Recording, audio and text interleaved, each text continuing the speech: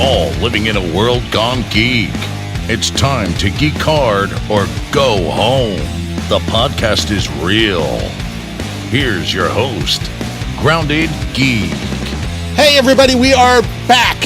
Season 2, Episode 3 of World Gun Geeks. The podcast is RealLY live, and we are really live here on YouTube, Facebook, and Twitch.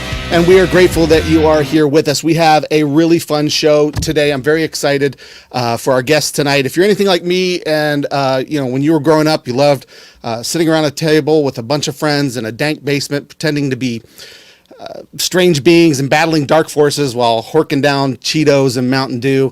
That was pretty much the 80s for me. But played tabletop role-playing games. It was just the biggest thing. For me, it was Dungeons & Dragons, Star Wars RPG. Those were some of the big ones that I played back in the day. Those were a lot of fun. For these guys tonight, though, it's Pathfinder, and they're going to share they share their adventures with the world in an actual play podcast. You don't know what that is? You're going to find out tonight. It's actually a really cool thing. I've been listening to these kind of podcasts for some time, stumbled across these guys, and they were willing to come on and talk about it. So we're going to welcome them. They are from Roll for Intent. There we go. And they are going to be with us in just a minute. But before that, of course, I have to bring on my trusty cohorts, Utah and Aaliyah. Welcome to the show. Greetings, Is Grogu being disruptive again? No. You know, he just get back in. Okay, there he goes. He's gone. What is he in? What are you doing? This is that's a little thing. This is his little super pram. That's funny. Crab. Pram. Well, Crab. That's a British term. Turtle. It's a turtle. It's a turtle. A turtle. Grogu. Oh my gosh, I have not seen that one. Is that new? That's cute. Yeah, it came out maybe a month or two ago, and I mean, look at all the ones that he has behind him. He doesn't need it more. This is called hoarding, Utah. What are you talking about? I don't have a problem. He can quit anytime he wants. I can quit anytime I want. All right. Just not yet. So, welcome back. We watched the Emmys last week. Big wins for Ted Lasso and The Crown. I did. So all of my predictions were wrong because I did not give The Crown that much credit. Not that it's a bad show. I just did not put it up there. But, our Ted Lasso wrong, won things I knew it was gonna. It was pretty. Right. Our predictions were wrong, but the winners weren't surprises to us. I mean, we said that Ted Lasso was certainly deserving of. And The Crown was certainly deserving of it. I would have loved to have seen Lovecraft Country win. I would have loved to have seen some love for The Mandalorian, but, Yeah. Wait, it was a good show. Yes, I am a fan of The Mandalorian, if you can't Which tell. one was it? Was it the Handmaid's Tale one? Which one was that? It won something. Now I wasn't prepared to talk about this tonight. I was just recapping last week. I'm not prepared. I don't remember who won what. I just remember Ted Lasso and The Crown were like the big winners. Conan O'Brien kind of stole the show a little bit. I don't know if you watched it, but No, I didn't. this was going to be his last year at the Emmys, basically, because he's no longer going to be on television. He's going full web, just like us. Conan's just coming. He's like, it's like I saw these guys, and I'm going to have my no. He's been kind of ruling the web for some time. His YouTube channel is hilarious if you're not watching it. But yeah, he was amazing. Like nobody, when popping up in the back. Sometimes I was like, okay, this might be inappropriate. This is not the time. But he actually went up with one of the teams that won. It was Stephen Colbert. Yes. He came up with their whole team and stood up there and put his arms around guys who were like, what is happening? It's like, I just want to say that most of these people deserve this award. You look right at Conan. Yeah, he handled it very well. But yeah, Conan was a cut up. But yeah, I actually thought it was a really good broadcast. I loved the tribute to Biz Markie at the beginning. I didn't know that Rita Wilson had bars. What was that? That was pretty amazing. LL Cool J came out of nowhere. I mean, I was loving it. Yeah, it was a really cool opening. So it was nicely done. As an 80s and 90s kind of hip hop fan and a fan of Biz Markie, it was really cool to see. Hey, I was just impressed to see that Cedric the Entertainer was still around. Yeah, well, he's got a sitcom on CBS, The Neighborhood or whatever, which we always end up accidentally watching when Jeopardy ends. I've never tuned into that show on purpose, but we finished Jeopardy, which is at 7:30, and at 8 o'clock, oh look, Cedric the Entertainer is on. I don't know. Jeopardy's a great lead-in. Yeah, it's not a terrible show either. It's pretty good. I've actually laughed quite a bit at it. It's pretty fun. So but yeah, I just stumbled onto it. Yeah, but so the Emmys were great. Some really, really awesome pop culture news this week. I don't know if you guys have seen. Netflix had their own little event yesterday, ta-dum, which I think is a hilarious name for their event. I feel like NBC needs to talk to them though. Because ta-dum sounds a little too close to Law and Order's thing. It does. But, I thought you were going to say NBC should have their event called Bing Bang Bong. I don't know. That's true. Is that even how you pronounce NBC, that? I don't know. Is it? No, NBC should have their event called something with Peacock. See, Law and Order is da-dum. And Netflix is ta-dum. That's the Vanilla Ice explanation. You sound like Vanilla Ice. Yeah. Of the difference between Under Pressure and Ice Baby. Ice Baby. But no, I think that Netflix, man, oh my gosh, I'm so excited. I can't even get it out. I'm so excited. So many Sandman released a teaser. It is almost beat for beat and word for word the Audible audio play drama that they did. I don't know if anybody's listened to that, but it's amazing. And that whole thing described basically the first episode of that audiobook. So it's going to be interesting to see how much of like the comics and this book and all these things that they tie together. But the tone was perfect. That is Sandman. I am so glad Neil Gaiman is finally getting a show that's doing his stuff. Because, we've got stars who unceremoniously just cut American Gods off after third season with a cliffhanger. And then today on Facebook, there's an ad from Starz saying, watch all 3 seasons of American Gods on Starz. And I'm like, you sons of, what are you doing? This isn't cool, man. So it's just, that's unfair. But yeah, Neil Gaiman finally getting it with the Sandman. Cowboy Bebop. Did you see the intro? Oh, that intro that they did for we talked about that. Fantastic. I don't know if we talked about it on the show, but you remember we were like, man, if they don't keep that theme song at least, it's gonna be hard to get into this show. You can't do Cowboy Bebop without that song. And what they did was amazing. I'm so excited. Have you seen the side-by-side comparison? It's on YouTube. Somebody actually I've not. No, I did not. Is it very close? It's as close as you can get with live action. I mean, they did an amazing job. And if the show, I'm so excited. If the show is follows in the footsteps of that intro, then I'm all in. I was all in when they announced it, and when I saw John Cho in the other preview shots of the other actors, how perfect they looked, because it's tough to translate anime to live action, but they did a really good job of it. I'm really excited. And by the way, that is all John Cho's hair. That's awesome. Now my internet is either your internet is cutting in and out or mine is. Aaliyah, did you see him cutting in and out? Yeah. Yes. I thought it was so it's on your end. All right, cool. Then we're good. It means we'll stay on the air. We just sometimes you might cut in and out. I understood everything you said, but it was. I just want to make sure. Oh no, you kind of glitch. You're glitching again. What's going on? He said he was going to cut in and out. Is everybody? Oh, now he's frozen. So yeah, that's going to work out great for the show. Hey, for the podcast listeners. Oh wait, we're hearing this the next day. Utah is. Oh my gosh, I need to take some screenshots. Whenever you get frozen, it's amazing. But now I think he's just doing it. I think that Cowboy Bebop's going to be amazing. It's one of my favorite anime of all time. It's pretty fabulous, and so this is going to be great. We got teasers from The Witcher. We got some other things, right? So excited. Good stuff. Excited. And I've started all of these shows, right? Because I always tell you guys, I don't know what to watch. I don't know what to watch. I've been rewatching My Wife and Kids and just random things. Yeah. And then once I finally start watching these other shows like Cobra Kai and The Witcher, that there's no I want to finish it. We got a Cobra Kai teaser too, like a little bit more of a reveal of the extra villain that we brought Eagle back. Fang and Eagle Fang. Yeah, right? Eagles don't have fangs. Put the shirt up. Well, yeah. Oh my gosh, yeah. I'm so excited for that. Oh, Leah, you need to watch. Sorry, my light, my backlight is on a clapper. A clap on. What'd you say? There we go. It's a C3PO clapper that I got for my birthday from my lovely daughter. So yeah. Aww. Isn't that cool? I remember the picture. That's right. Yeah. So, Aaliyah, you need to I start have to be watching careful not to Squid clap during the show, or my backlight goes off. Wait, If we clap loud Game? enough, we'll look up Squid Game. It's a Korean Squid Game. survival drama. No, because there was another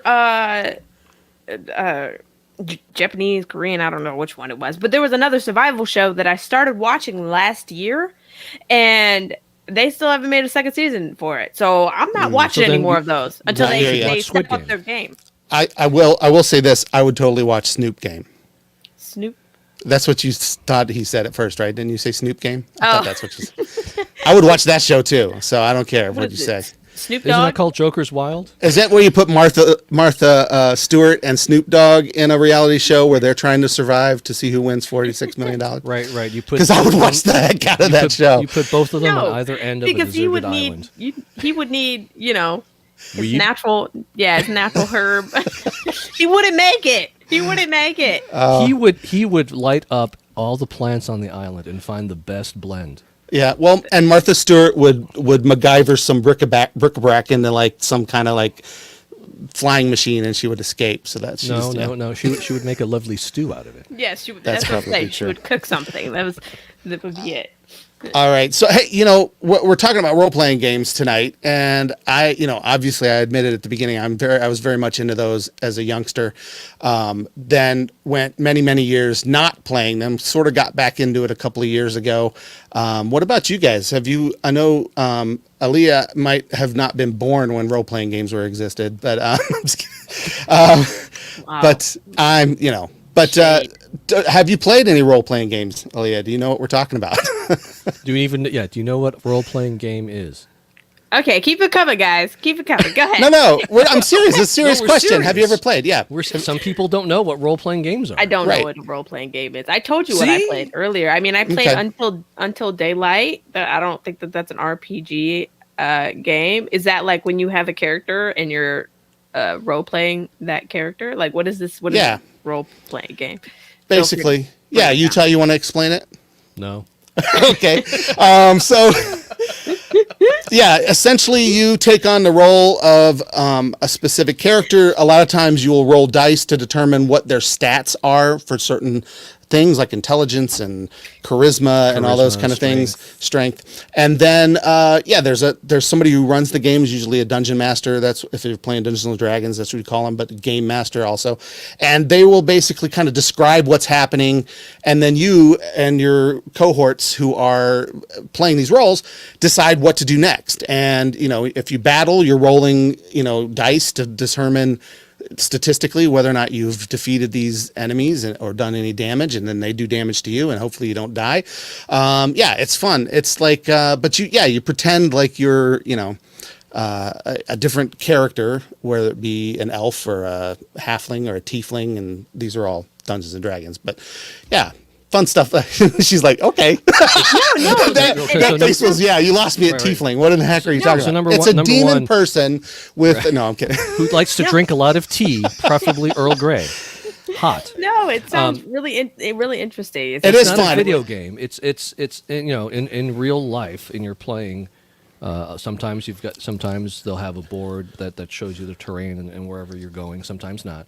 But it's not like a video game or a card game or anything like that. It's something that you guys are playing in real time as these things happen. It's kind of cool because you never know. It's like collective storytelling. You know what I mean? The dungeon master has this main story that he's trying to guide you through, but your decisions affect how that goes and whether. And sometimes they can really throw a DM off. Sometimes which is one of my favorite things to try to do with my character. But so that's. Just throw wrenches in the plan. Would magic? Is magic? Yeah, that's part of it. Sure. Yep, Absolutely. it's like in a fantasy world. There's orcs and that's Dungeons and Dragons. Not all of them. There's a Star Wars one. There's a superhero one. Yeah. I've always wanted to learn how to play Cyberpunk. Magic. Oh, Magic the Gathering? No, that's just a card game. That's different. That's just a card game. That's a little different. It's a card game. Let's not say just a card game. It's people like it. I mean, I've never gotten into it myself, but my kids love it. It's a lot of fun. But it's a little different. You're not playing a role in that one. You're just kind of dealing that stuff out. But the guys that are here with us today, this is what they do together. They get together well, we'll find out how often. But like we used to do it like on a weekly basis, we would get together. But they get together and they don't just play and then that's it. It's just for the fun of them. They record it, which is what we call an actual play podcast. And then they put these episodes, they produce them, and then they put them out there for people to listen to. There's been some of the real popular ones, real big ones, is the Adventure Zone with the McElroy brothers. Those guys have done. Oh, that's right. Some really, really cool actual play. And then, which I've listened to. And there's a few others that I've listened to, but I stumbled across these guys. Trevor and I were at a podcast little conference type thing this week. And as soon as he mentioned what they do, I was like, I must talk to him. So I invited him, and here he is. There's Trevor. Trevor. Hey, Trevor, welcome to the show. Hey, everyone. All right. So I'm going to do, Trevor, is I'm going to let you quickly kind of introduce yourself, and then you introduce the rest of your team. I'll bring them on as you mention them. How's that? Sounds good to me. All right. So my name's Trevor. We started this podcast really only 3 weeks ago, but we've been playing for quite a bit as a group before that. I'm going to apologize to everybody. My voice is coming back from I don't know what. But we started about at the beginning of the pandemic playing together with a different group. Some of the people in this group were in that group as well. And just kind of idly said, we could probably do a podcast of this eventually, and kind of pushed it to the back of our minds. And that group kind of dissolved because, as COVID got less, I don't want to say it's not serious, but less serious. People started going back to work and going back to school. The group kind of splintered, and we built a new group specifically to make the podcast. And that was about 9 months ago when we started planning, and we launched on Labor Day this year. I'm really, really new to Tabletop. I was not involved with it until the beginning of the pandemic, and I jumped feet first right into GMing for the group. Oh wow! Nobody else wanted to do it, so I figured out that's a lot to take on. That's a big bite to chew. Right. There's a lot to do. Well, what better time than at the beginning of a lockdown? So, right? Exactly. I mean, plenty of time on my hands. Right. You're good at it, though, says, I can't see that on my glasses on. Bohemian Rhapsody. Rhapsody. There we go. Awesome. Welcome. Thanks for watching the show. But yeah, he says you're good at it. So, I brought in originally the person that got me into it was Jake. He's on the podcast. He's my brother. There's Jake. He's the person that really got me into it at the beginning of it, just by telling me the games that he was playing with another member of our group, Todd. He introduced Jake really to tabletop role-playing games. And when we were looking for a fifth for the podcast, I looked to one of my colleagues, Ray, who I work with. There's Ray. Who's also a comedian out in Southern California. Awesome. Hey. Very cool. Perfect. Well, welcome to the show, guys. We're grateful that you're here. I can't wait to talk to you a little bit more about this. I actually had a chance to listen to your first episode, and I wanted to, and which was why I kind of was like, and I literally just had heard of it from that Captivate conference that we were in, Trevor, and I started listening to it while you were actually talking, so I apologize. Like during the conference, I wasn't listening to you. I have no idea what you shared. I'm sure it was great, but I'm sure it wasn't. I was looking. I was totally like, "Oh, this is great! I gotta find out more about this." And so, yeah, I love what you guys have done. You've got like production values going on. You got music. You got some like cool little like undertone music to set the tone, and it's lots of fun. So welcome to all of you. I want to make sure we talk a little bit to each of you as far as like how you first got into role-playing games, how long you've been doing it. This is the most people we've ever had on the World Gone Geek stage at one time, so this is going to be interesting. So I think we're going to have to roll for initiative, and then we will be able to I'm kidding. I'm going to just go across. So on my screen, I got Todd McPherson first. So Todd, go ahead and tell us how did you get into playing role-playing games? What was your first experience with that? Well, back around, I'd say 2013 or so, I was a bit of a hobo.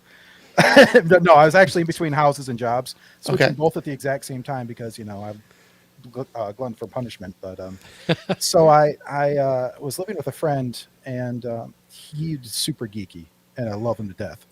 and he and his friends would play Pathfinder, and I would make fun of them for it, having never seen them because they were never there. They always went to each other's places to play, and I'm like a nerd in my own right, but I never ever had seen or heard a role-playing game being played.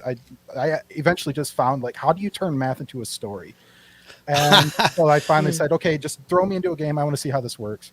And so one of my friends was GMing just a new adventure path in Pathfinder first edition, and he helped me make a character, and we started playing, and I loved it. I absolutely loved it.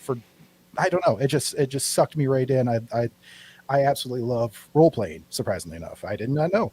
And then after that, I started making fun of them for playing League of Legends all the time. Never got that. but yeah, I played for a little while. That group kind of fizzled out, and then years later, I finally, what was it, probably 2018, I said, I really need to learn this system. I'm just going to go, like Trevor, feet first, going to GM a game, and invited some friends, and one of them dragged Jake into my house, and we started playing. We had fun, and then that group was killed by the pandemic. And then we ended up, Jake just calls me out of the blue. He's like, hey, my brother wants to run a game. You want to join? I'm like, yeah, why not? And here we are. There we are. Jake, tell us a little bit about your first experience with RPG. Like, how did you get into it? I got into it because originally I had a friend of mine, I think it was probably back in like 2016, 2017. I worked at a coffee shop and just closed at nights. And then I had another friend of mine I was in a band with, and he worked at a gas station. So I would just be really bored super late at night because he had like third shift and would be there until like 3 or 4 in the morning. So I would drive out there, me and another friend, because we just had nothing else to do at like Tuesday and Wednesday nights. And we would sit down at his counter and we would roll and make characters. And every single time a customer came in, he'd have to stop and go to the counter and check them out. And then he would come right back and start GMing us through his on-the-fly, really like not by the rules whatsoever, just the seat of his pants for the story element of it, gameplay. And awesome. And that's kind of how it started. Playing the game incorrectly, more or less, throwing the rules to the wind. But sometimes that can be more fun. Like there's, sometimes you gotta take a little bit of leeway with that. We still do that. It was to the point originally where for the longest time I wasn't entirely sure what engine we were playing at first. Like I just knew that it was D20 and it was Dungeons and Dragons like. Yeah. But yeah, that's really how it started. Right? Yeah. Awesome.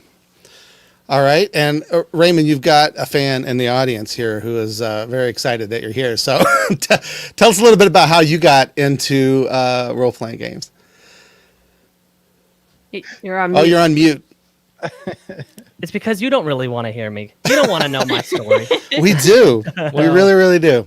Like Trevor said, I'm a comedian. So I actually got started because me and a couple of my comedian friends, we saw actually a TV show where they were playing Dungeons and Dragons, the TV show Community. And we were like, that looks like it could be fun. And me and a couple of my comedian friends, and then just a couple of our other friends started playing Dungeons and Dragons. And I started off as a DM. And I DM'd for like 3 years. I would like DM, but I would also play a character just to like give them an extra pair of hands because they were awful. I mean, they were so bad at the game. I mean, it was just pandemonium. And then just recently I switched over to just playing, not DMing. And then I haven't met, besides Trevor, I haven't met anybody. And we worked together and he was like, hey, have you ever played Pathfinder? And I was like, nope. And he's like, do you want to? And I was like, yes. And he's like, cool, we're going to start a podcast, your first time playing ever. And I was like, perfect. Let's throw me in and do it. But it's awesome. It's so much fun. This is my first time with it, and it's something that I'll keep playing, alongside of D&D. But it's awesome. I really enjoy it. Awesome. Now, before we go a whole lot further, and because I want you guys to talk about what Pathfinder is, because that's a lot of people don't know the difference between that and Dungeons and Dragons and things like that. But before we do, I got a little game for us to all kind of play. So we're going to go through it really as fast as we can. But basically, I found this at skybound.com. So Skybound is the publisher of Walking Dead. So I'm giving them credit for it. I'm put a link in the show notes to make sure that we don't get sued for using this content. But no, they have this really cool quiz over there, and it is Dungeons and Dragons Monster or Quaint European Village. And so we're going to play that right now. And so what that means is I will bring up the thing to guess. This is the first one. I'm going to butcher all the names because I don't know. Marut, I'm going to say, is probably the name. And we'll just go down the line. Just make a guess. And we'll see what you think. I already know, so I'm not going to do it. So we'll start with Aaliyah. Is this a Dungeons and Dragons? Having never heard of Dungeons and Dragons until today, is this a monster from a fantasy world, or is it a European village? European village. All right, so the European village, Utah. I'm gonna go with monster. Trevor. I'm gonna go with monster. Jake. I'm gonna go with small European village. Yes. Okay. Todd. Definitely a village. All right, and Raymond, what do you think? Yeah, it looks like it's over a map, so I'm gonna say European village. Well, all of these are over that map, so don't use that as the. It also says sword coast. D&D map, that's Sword Coast. Well, I know. it's made out of letters, so I'm gonna. So it's actually a creature from Dungeons and Dragons, and that's what it looks like. There it is. What a lie. Oh, look at This is a that! lie. Hello. I have one of those in my That's friendly. This is Yeah. false. That's Very fun. steampunk. All right, so here's the next Wings. one. Mean lock. What is a mean lock, Aaliyah? Can we What start does that down mean? there? No, I think it's more fun to start with you. And those of you in the comments, I'm watching those. So if you know, I'd love to see some votes from the comments too. Please feel free to guess. Mean lock. Of course, you technically have the the ability to Google it right now, I guess, especially if you're in the comments. So Why'd we you say won't it think out you're loud? so clever if you know. I'm Why'd kidding, you say but it out loud? I'm just playing. All right, so Aaliyah, is that a village or just say village or monster? And we'll just quickly jump through. Okay. Monster. Monster. I was gonna say village with canals, but I'm gonna say monster. Okay. Trevor. I'm going for monster again. Monster again. Jake. I'm doubling down on village. We're gonna be right one of these times. Todd. It has to be a village in Scotland. I can't think of anything else. Right? It has Okay. an It's a mean lock. That's a mean lock from what I. Yeah, that was my terrible Scottish accent. Go ahead. Raymond. That is a monster. All right. You sounded very sure. Are you like, this is definitely, you've encountered this? And Yes. the voice of a man that's I've Googled been the murdered answer. by one that's, of those. that's a mean lock. Yeah, they're pretty That is nasty. mean. They're nasty That is a creatures. mean looking. It's That's a mean lobster looking flea mean or lock. something. Yeah. He's pretty bad. Yeah. Great. So Tastes I know, amazing, though. You get it it's just just right. occurring to me how. You get the butter. Little drawn butter. Yeah, there you go. I hope He's very nobody lobster-like. is going off of my answers. I know nothing. Yeah, I am. mindful. It's just occurring to me how little entertainment value this is going to have for the podcast listeners tomorrow, because they're not seeing what we're seeing. So we're going to have to be more descriptive, I guess. No. So this is the next one. This, whatever it is, it's my favorite of the things to say. Here we go. Pittenweem. Pittenweem is a monster or a Village. village. Village, Aaliyah says. Utah. That has to be a village. Okay, I'm Trevor. going for village this time. Oh my gosh, it's we got a run of villages. All right, Todd. No, who did I skip? Jake. Oh, okay. I'm going to say it's something that Micah was called in middle school and also a village. And Todd. Definitely a village. All right, and Raymond. Yeah, I'm thinking village. Yes. I don't know why, but I'm thinking Micah. It's weird. All right, several villages. Micah, by the way, is one of their other castmates who couldn't be here tonight. Couldn't So be that's here what. tonight. Yeah. All right, a so I'm weed. looking at the comments, and of course I don't know exactly when some of these came in, but I've seen them. I see a monster guess, but that could have been for the last one. That just occurred to me too that their comments are coming in a little bit late. Village, a couple of villages. All right, let's find out. Pittenweem is a village. It's actually in. Beautiful. It must be like England or something, right? That one is in Scotland. Actually, someone mentioned the other one, and I think this one was Scotland. I'm actually gonna have the answers. Well, on you know, another if page it's not here. Hold on. Scottish, it's clap. That's right. All right. Yeah, Pittenweem. I'm going to tell you exactly. Pittenweem is a serene little fishing village located on the east nuke of Fife, Scotland. Saw a number of notorious witch hunts in the late 17th or early 18th centuries. So it might be. But That what took does a it turn. mean? I have no. Yeah, I don't know if we want to know. All I right. want to know. Yeah, let's and this skip is- to the next one. This is kind of why I was glad that visit- Micah wasn't here, because I feel like he'd have a distinct advantage over the rest of Oh, yeah. us. He would Oh, know really? all the Has he answers. played a lot more? He's got, or he's very, knowledge. very knowledgeable of European villages. He's very knowledgeable of European geography. Okay. So when that Jeopardy category comes up, we're good. All right. I don't even know how to pronounce this. Tlincalli. Tlincalli for podcast listeners. Tlincalli. Village. Village. The monster. A monster. Monster. You're trying to hedge your bets there, I think. I am. No, I'm going to say monster. All right. Trev. I'm gonna go for monster. All right. Jake. I'm also going to say monster on this one. Todd.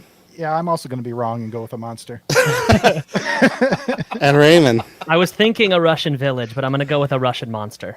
All right. Very nice. Excellent. It is in fact a monster, and that's what it looks like. It's pretty creepy looking. He's got looks like the Scorpion King. Is that the Rock? That is right. It does. You're so right. It's very reminiscent of the Scorpion King. Except the face on this drawing is much better than the face. Yes, that they did. this one's actually more realistic. This is actually more realistic than what I was on think the only movie. difference is they gave it a horn. Other than that, Yeah. it looks like the Rock. That's Dwayne Johnson right there. Yeah. All right. Here's one. Aaron Shoop. Or Aaron Shoop. Aaliyah's loving this game, I could tell. Village. I don't know. Village? Sure. All right. Orange. Yeah, I'm gonna go. Yeah, that sounds like German village. Iron Shoop. Okay. All right. I'm going with village. Yeah, village. all right. is- Yeah. Gotcha. Yeah, I'm also. It sounds like a small hamlet. All right. Not a big one. I'm going to say village, but in Ireland. In Oh. Ireland. Interesting. That's a good guess. All right. Iron Shoop. Okay. I think it's Yeah. it sounds like a village in Middle Earth, so I'm going to go with village.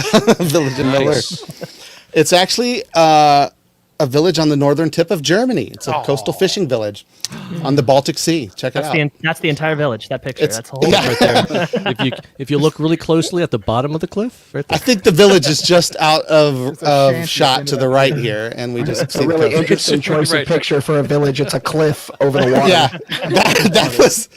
I mean, I took the photos that were in Wikipedia because those are Creative Commons. So So this this must is be the one that I could this is find the- that this is the quickest.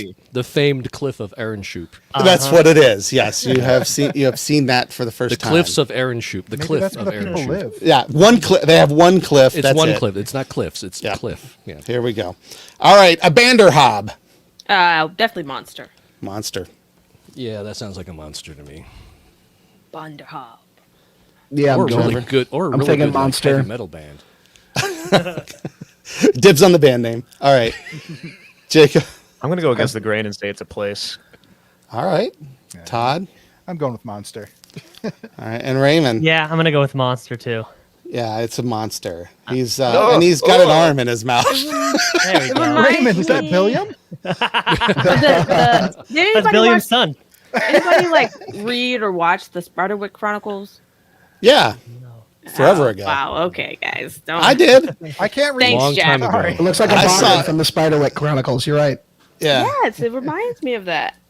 awesome. All And right. this is also for the audible ones, so that way you can visualize. Yeah, there you go. Oh, yes, it's a excellent, frog-looking. Well, they have Google too, right? It's a frog-like creature who is currently apparently eating someone because their arm is hanging out of its mouth. Now, So. hold on a second. That just You could be in his there cleaning tongue. things out. Or he has a tongue that is a human arm. That's what we. Or that's somebody, Don't know. or that could be a dental hygienist just making Exactly. sure that he's, I mean, It's a come on. toothpick. Real for into him. his job. It's a toothpick. Yeah. There are It's a folks. title. It's not just an item anymore. There are other folks in the comments who knew what you were talking about too, Aaliyah. So you're good. All right. Thank you, guys. Begwari. Begwary. Begwari. Or Begwari.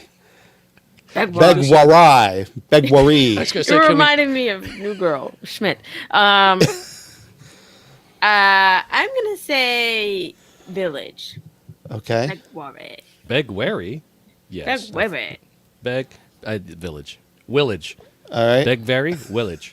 A village. So you think it's Chekhov grew up in this village? Yes, I think Chekhov grew up in this village. All right. Who's next? Western. Trevor. I'm pretty sure this is a village in England. Okay. Oh. Jacob. Also, I believe it is a village. All right. Todd. Samesies village. And Ray. Trevor was pretty sure, so I'm just going to piggyback on that and say Village. All right. Here we go. Actually, I got to see here. Pushing the wrong button. There it is. All right. It is a village. That's not the village. Again, I went to Wikipedia. It's a swamp near the village, I think. This is the Big Wari Mire. It's the fog fen, guys. I know, right? Seriously. This is where we are. Yeah, Big Wari it is a remote English hamlet located near the lovely Big Wari Brook. And this is the Big Wari Brook. That's why I was about to say, and I'm this is sure the I'm famous- pronouncing that wrong. I have friends from England and Scotland who are going to be listening to this and are just going to be like, dude, I apologize. Yeah, I don't know how to pronounce these things. But anyway, information on this village is rather scant, which means it must be very quaint. That's kind of a little. So we don't know a lot about. It's haunted. That's why. Yeah. Nobody goes there ever. All right. You ever just no? We're going to do one more. Here we go. Ready?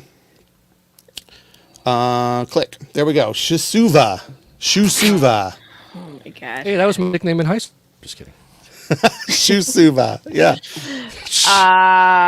Monster. We'll just say monster for monster's sake. Okay. All right. Utah. But that's the whole point of this quiz. Village. Village. All right. I think I'm wrong. I'm going with monster. All right. Jacob. I'm going to go with Village with you two. Todd. I'm going to say a monster. And Ray. Yeah, going with monster. Oh, you messed it up. There was a pattern. Sorry. Did you didn't pass the SATs, did you, Raymond? Where you had to put the I know, follow right? that You gotta pattern? Follow the order. Yeah. I'm kidding. Here it is. It is a monster. Yeah. Very that's pretty creepy neat. zombie wolf-like scorpion creature. Yeah. I so- like Seems it. like this list of monsters has a preponderance for scorpions. Yeah. Doesn't it? I was thinking the same thing. There's a lot of them.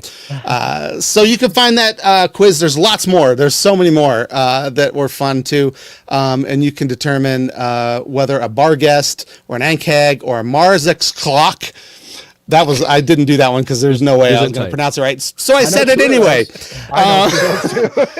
We got killed by one of them. Yeah. Yeah. Oh, I wow. killed one. Yeah, so it's a fun quiz. Skybound.com. You can check that out and try to do all the more of those. But those are all from Dungeons and Dragons. But Pathfinder is very similar, right? And tell us a little bit, Trevor, if you will. What is the difference between them primarily that we're talking about here? Quite a bit, but not a lot. It's a really weird question to ask. Sure. To kind of know the pedigree, you got to go back almost 20 years now. Oh, wow. No, it's probably closer to 15. When there was Dungeons and Dragons, right now it's in the 5th edition, and they were in the 3.5 edition back in about 2007. Company called Paizo was doing a lot of publishing for Dungeons and Dragons at the time, doing adventure paths and dungeons. They actually published Dungeon Magazine and Dragon Magazine for them as well. At the beginning of 2007, Wizards of the Coast pulled their licensing agreement from Paizo and said, okay, you're not going to publish these magazines anymore. So they started publishing more third-party content. In late 2007 during Gen Con, or mid-2007 during Gen Con, they announced Dungeons & Dragons 4th edition to a lot of revision. A lot of people did not like 4th edition. And the licensing for 4th edition from Wizards of the Coast said that if you were going to make third-party content for 4th edition, you could not make it for 3.5 anymore.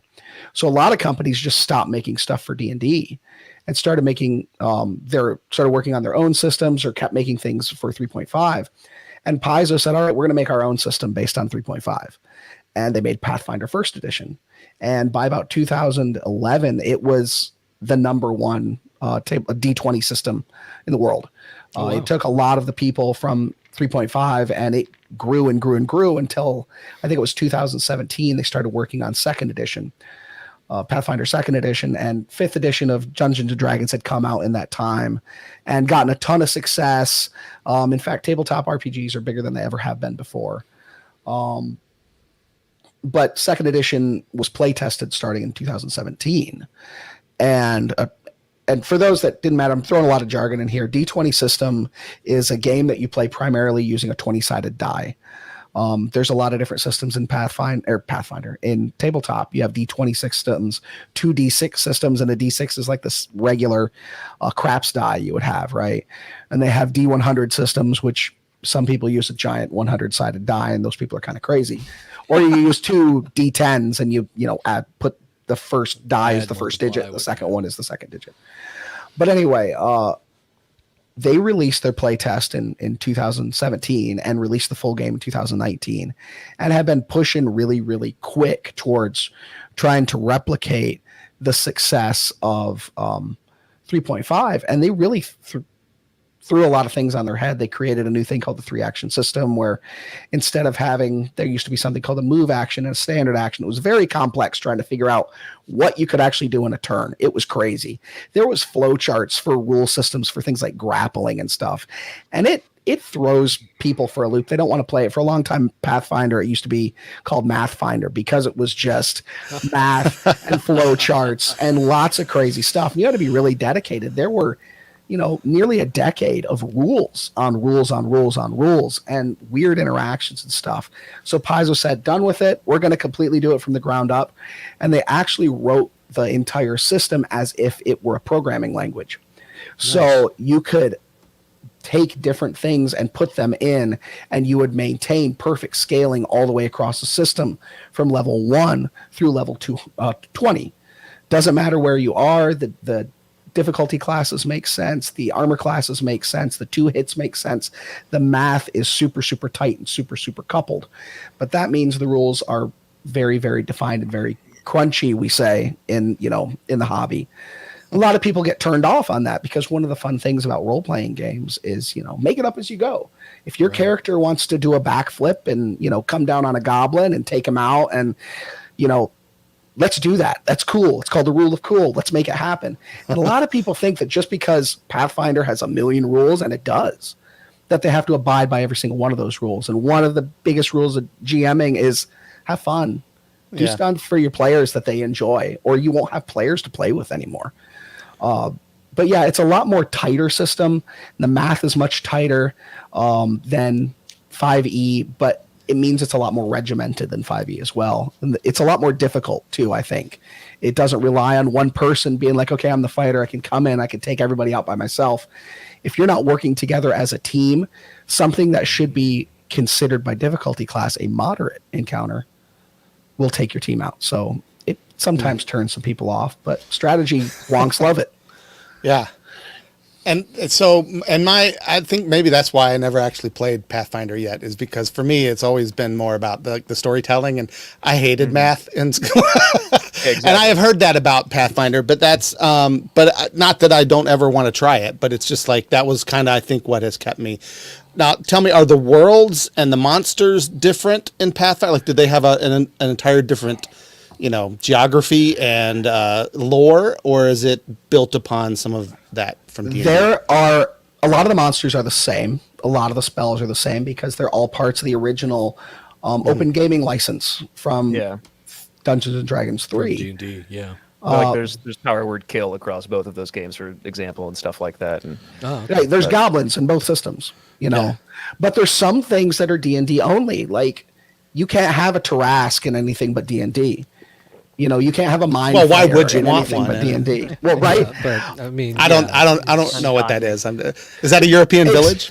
Yeah, exactly. It's a European village. It's just a super powerful creature. It's a small hamlet in the Alps. But largely, they're similar in tone, but it is different settings. And there's actually several settings for D&D. I think I don't know as much about D&D as I do about Pathfinder.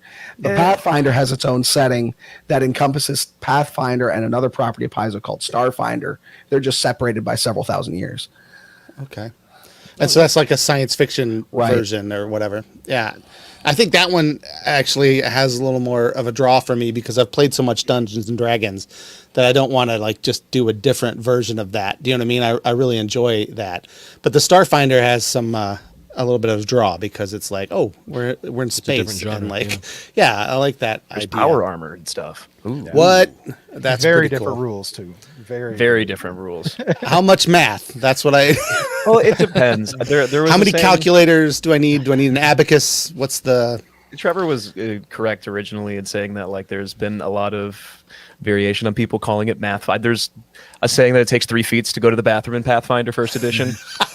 Because there's just like say you want to like jump through the air and like bring your axe down on somebody. In First Edition, like feats are really defined. So if you wanted to do something, you have to have that feat, for example, and it's a little bit more restrictive in that aspect. Meanwhile, in Second Edition, like you have 3 actions, and it's like every single thing that you need to do in Second Edition takes action economy. It's not a standard or a move. It's 1, 2, or 3 actions for your entire round. So there's a lot more to do. Like you're not just one character that's just like I trip things and do sneak attack damage, or I heal and do nothing else. Like in First Edition, if you played a cleric, your best friend was a crossbow for the first 3 to 5 levels of the game because you couldn't do anything else.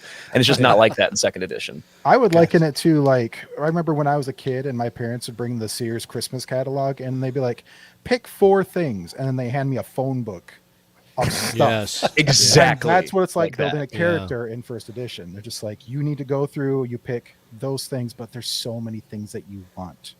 It's just half of them are traps. Yeah, they're dead ends. Yep. They're dead ends. Like I was telling Trevor earlier today, I'm so glad that we play a system where I can build a character in like 20 minutes instead of 4 hours. He's like, 4 hours? Try 4 weeks.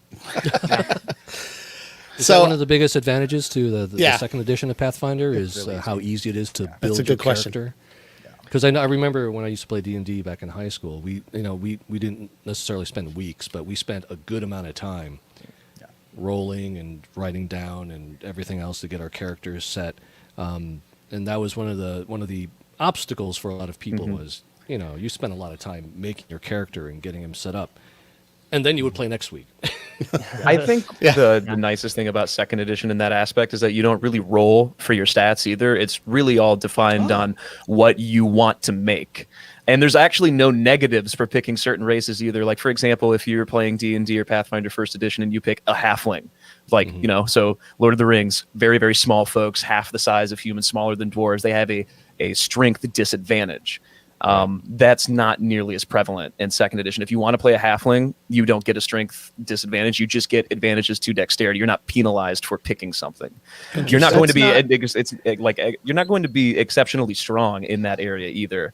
But I feel like the rule set is a lot more forgiving, especially with background feats that you can pick and everything else that kind of spice up character creation beyond just your race and heritage. Yeah, you used to be hamstrung immediately if you were a small race because your weapons dealt less damage, and that's not the case in Second Edition anymore. Yeah. You can go from concept to playable character in like 20 minutes, 20, 30 minutes, and it doesn't really matter. That's one of the great things about 2E is that the power is very bell curve shaped. It doesn't matter if you're a caster or if you're a fighter.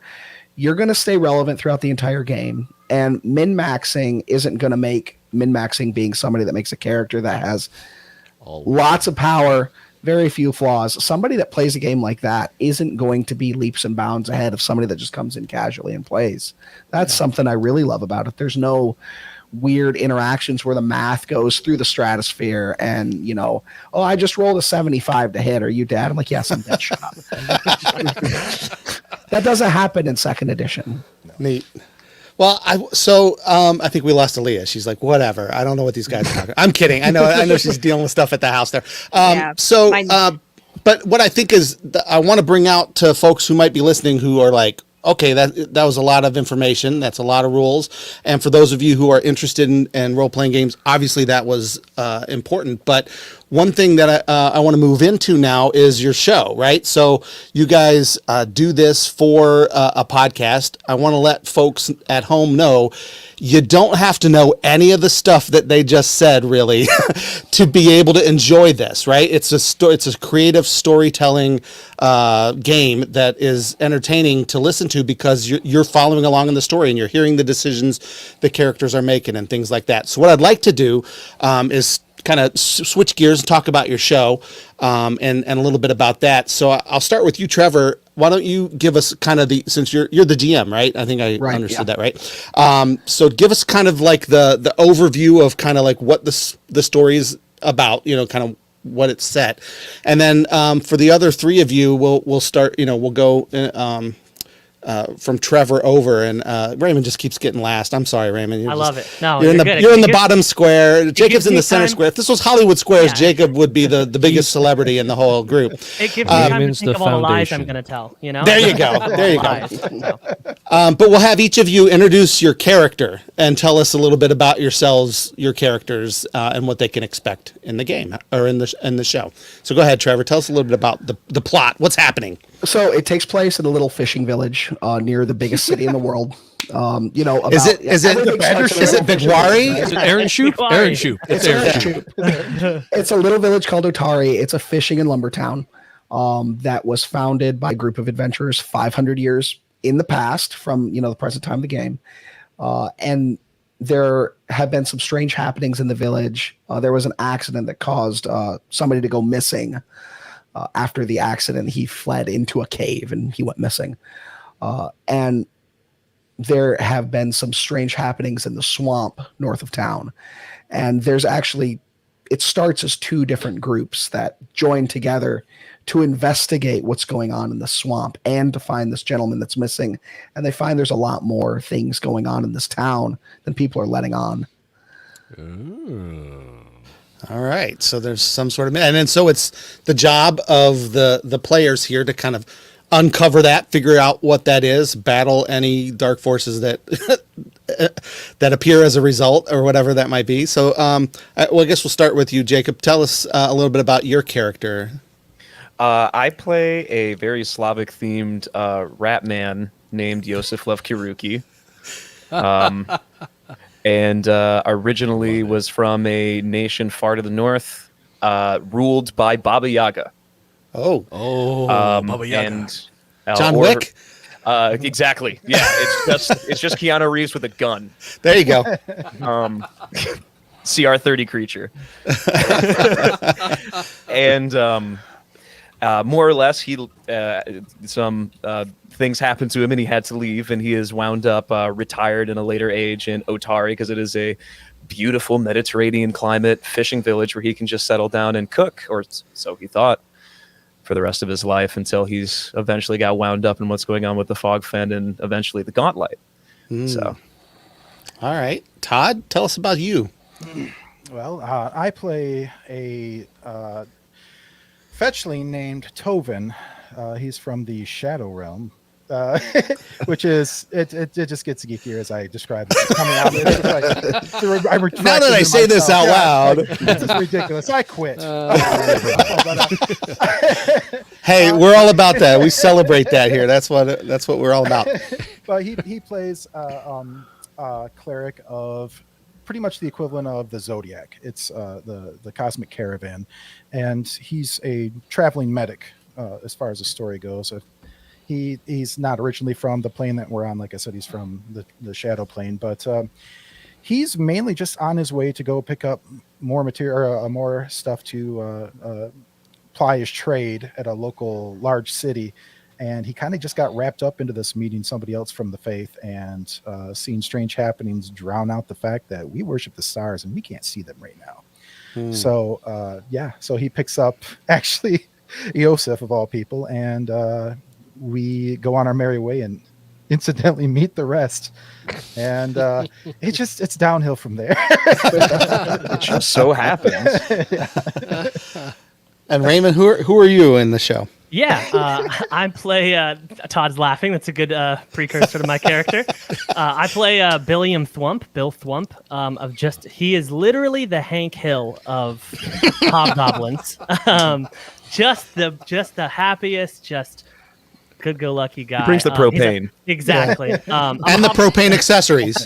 Exactly. Yeah, the most important part. Important. I'm a hobgoblin barbarian. I have a loving wife and family, and I'm a mercenary, so I'm just in town for reasons unknown quite yet, and I'm in town just looking for work, looking to provide for my family. When I run, there's a festival happening. I take my family to the festival, and I'm just looking for work, and I end up running into Solus, which is Micah, and just sort of love him immediately. And that's kind of the character, as I sort of just am a big lug who loves everybody. Raymond, tell us about the kids. The kids. I have 2 wonderful kids. You can hear all about them. And There's a very long bit. Episode 3 or 4, and they're the loves of my life. I cherish them dearly. And I'm gonna speak up and talk about Micah real quick because he couldn't come. He had some other engagements, but he plays a champion, which is the Pathfinder equivalent of a paladin, from a place called Last Wall, which is essentially the last line of defense from, a zombie invasion is probably the best way to put it for layman. And he is on a quest for reasons unknown that bring him to Otari, and he's co-opted to help look for this gentleman that went missing during a cave-in in his shop into some caves under the town. Awesome. And so just, again, for the benefit of folks who have never listened to one of these before, the cool thing about these actual play podcasts is there's the storytelling element, right? They're telling this story as they go along. They're describing what they're doing. But they're also just guys sitting around playing this game. And so their personalities come out and, you kind of have fun. And I mean, I've never played a single game of Dungeons and Dragons that didn't devolve into silliness at some point, where we just kind of like, oh my gosh, where's this going? And stuff like that. So is that something that we can expect to kind of happen on your show? Is this similar?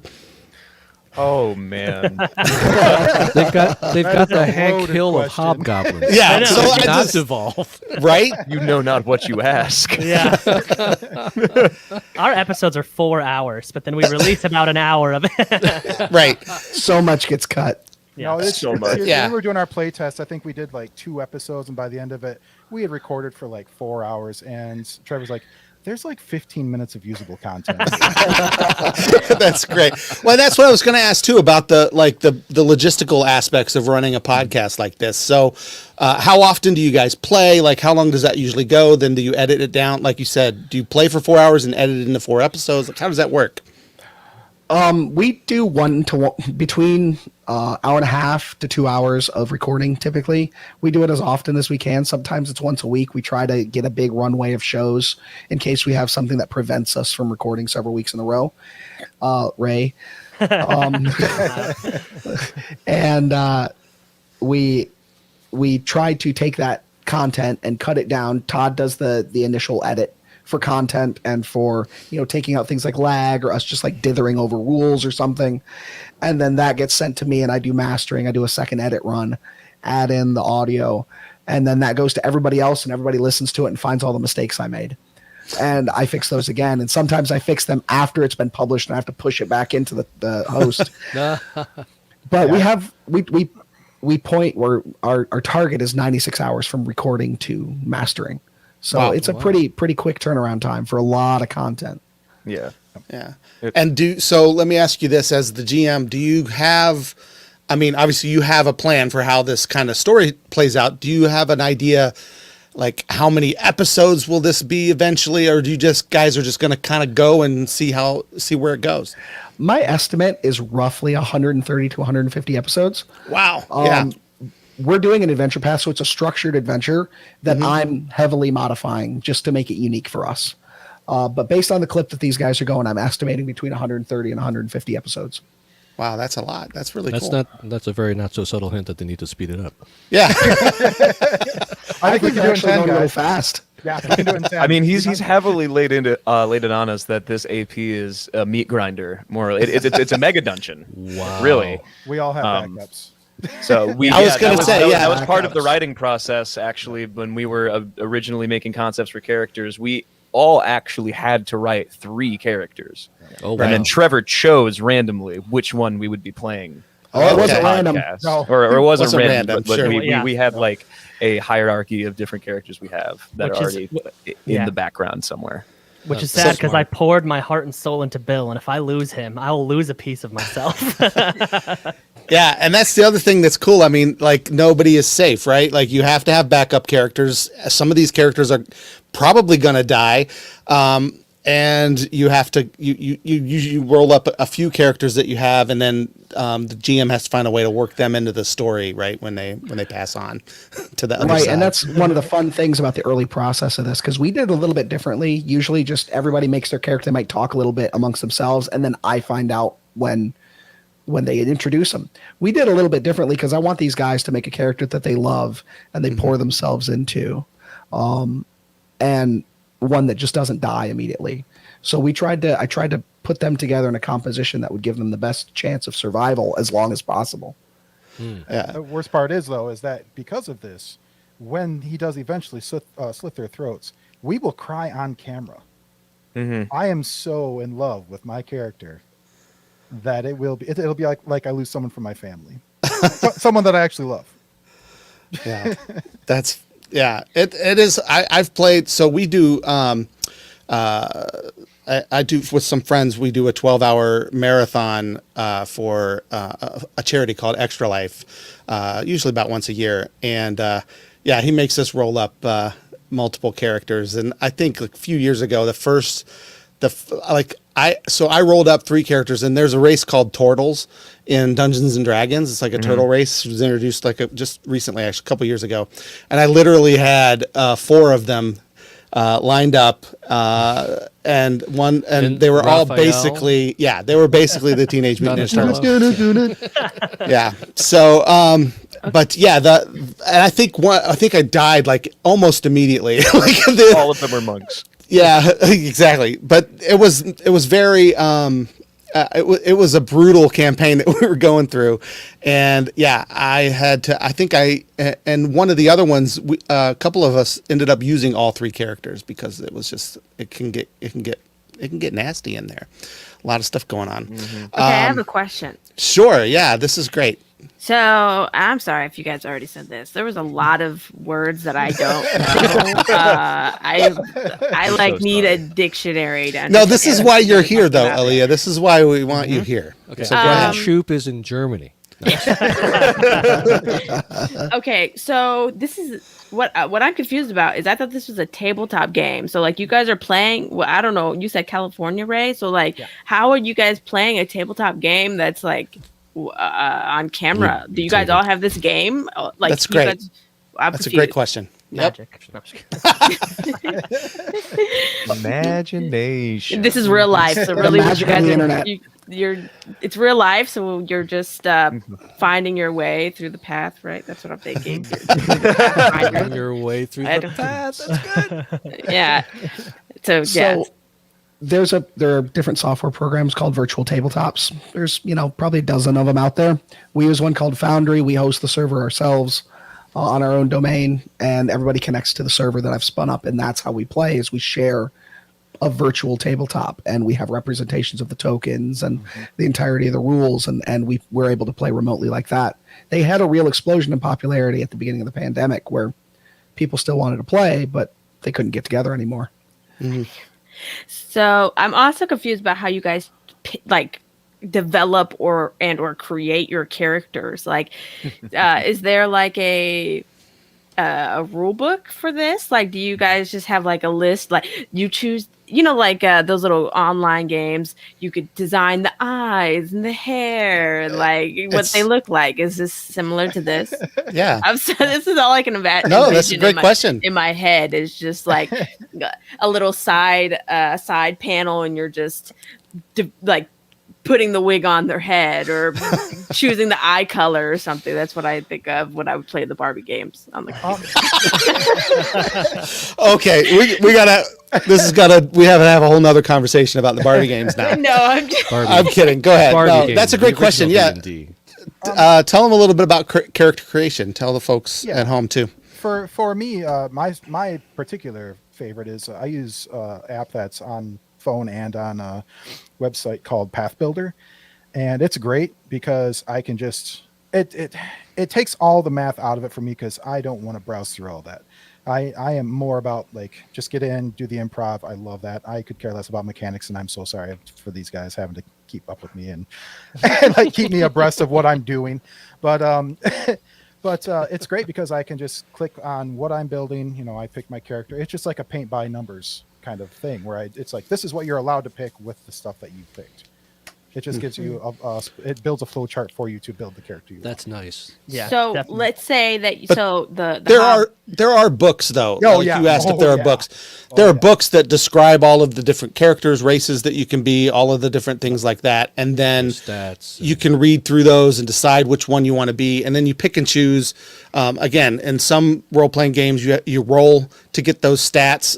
You roll dice and whatever or you start with a certain amount of stats and you can divide them up amongst the different things. There's lots of different ways that can take place. But how did you guys create? Todd used the app. What about the rest of you? It's funny. Test Tube just commented you can look up avatars that resonate from different races, and honestly, there's been a couple of characters I've made where I just Googled cool looking Dungeons and Dragons characters, and I was like, "This looks cool. What does he do?" And I pick and choose. This is how you settled on Billiam? No, not Billiam. Billiam was a thoughtful process. Okay.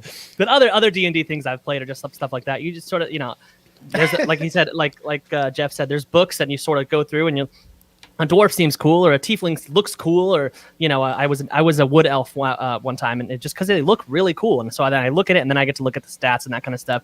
So I sort of look at how really awesome do I want my character to look and feel and what he can do and sort of pick and choose the stats from the internet, honestly. And then once you pick that, then you can go through the books and be like, cool, I can take these stats, I can do that kind of stuff. So wait, the stats don't automatically come with the character? Sometimes they do. Sometimes, like Jeff was saying, you have to roll for them, depending on what you're playing. There's honestly just auto-generated stats if you want to do it that way as well, or you can roll for them. I think the way you do it is like you roll 6 dice and you drop the lowest one, and then that's your number. It depends on the system you're working with. Yeah. So in Pathfinder, everybody starts with 10 across the board, and depending on what class you pick and the background you pick and the racial bonus and your ancestry and stuff, it automatically gives you bonuses. Then there's bonuses that you can explicitly select at different times. It's very, very codified and routinized, and that's why things like Path Builder or Wanderer's Guide are really cool for somebody to pick a concept like, I want a undead cat person. All right, okay. I want a vampire hunting cat person. All right, well, how do I do that? And you just start going through the options and you build it. And the cool thing about second edition is it doesn't matter how weird or out of left field your concept is. You can probably build it, and it's not going to hurt the rest of your team by being dumb. You'll still be able to play it and be effective. It's beauty of the system. Vampire, cat, I think vampire, hunter.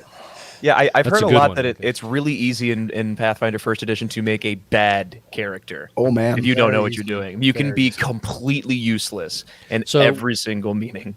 So did they change the character building between the first and second editions? Oh, big time. Yes, big time. They don't even resemble each other in any meaningful way, honestly. So the second edition is much, much easier to jump into and get going. Yeah, especially if you have like that idea because like you were saying earlier, like you can just put a random stat boost into any stat you want.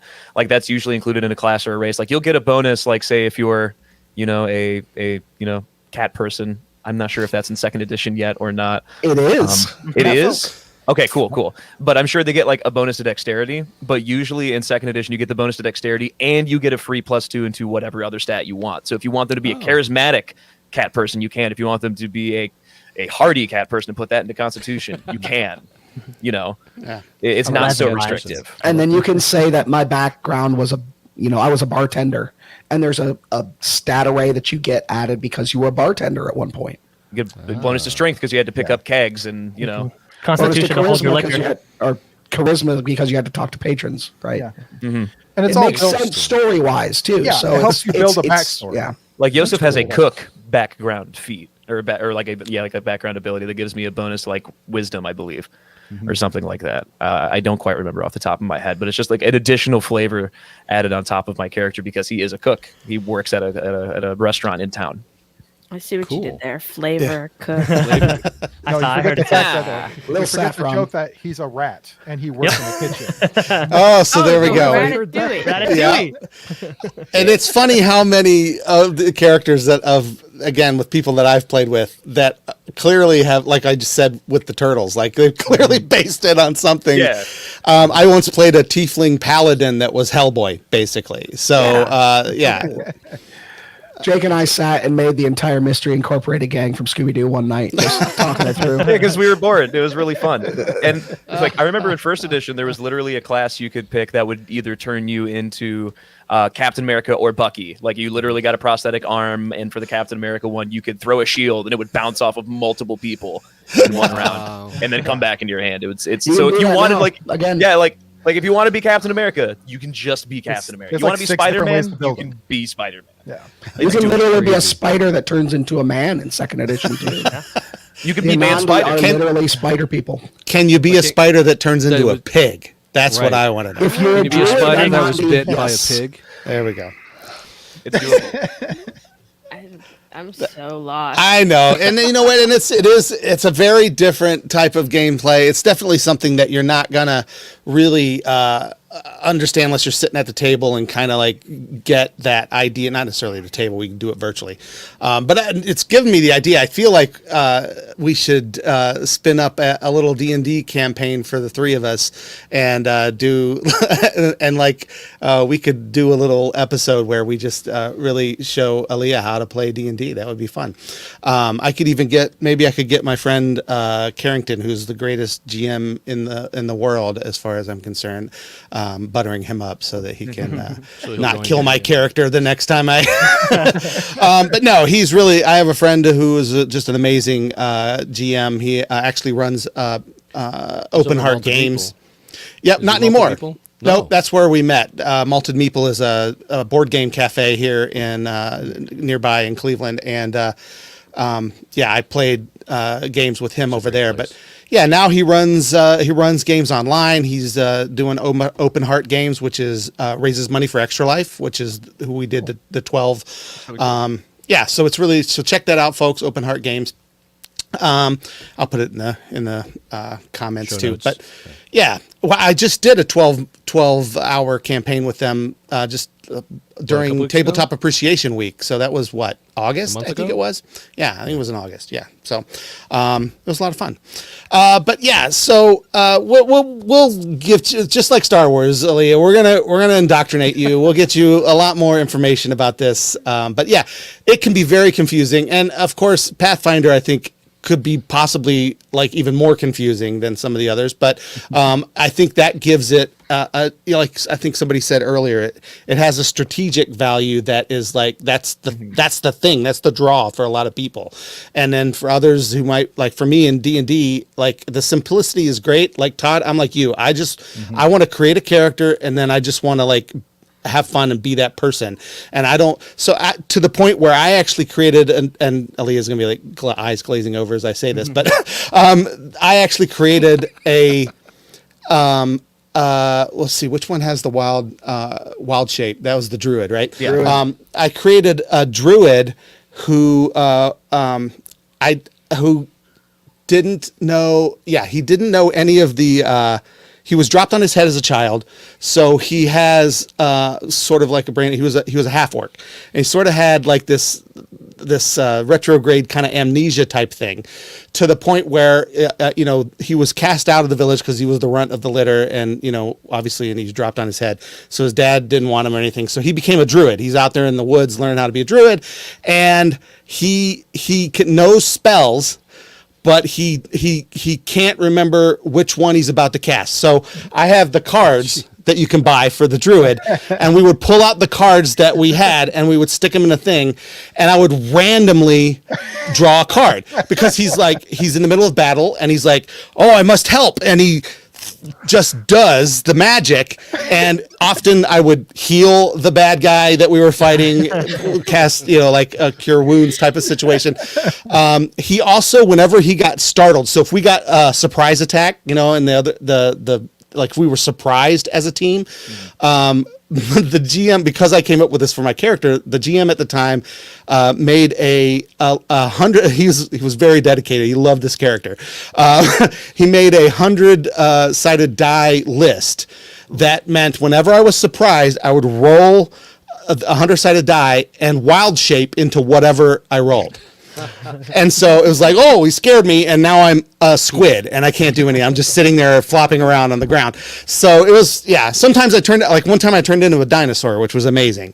So occasionally it would help, but that's me. Like, I didn't want to know. I don't want to figure out what spells do what. I don't want to know like what I need to do it. Like, I just want to be able to like randomly draw it and then just see what happens. So that's how not into the rules I am. So I get it, and that's that's kind of like a fun way that we play it. But I actually want to make sure that you have a chance to tell everybody where they can find your podcast, how they can listen to it, and follow you guys on social, all that kind of stuff. If you want to share those things, feel free to do so.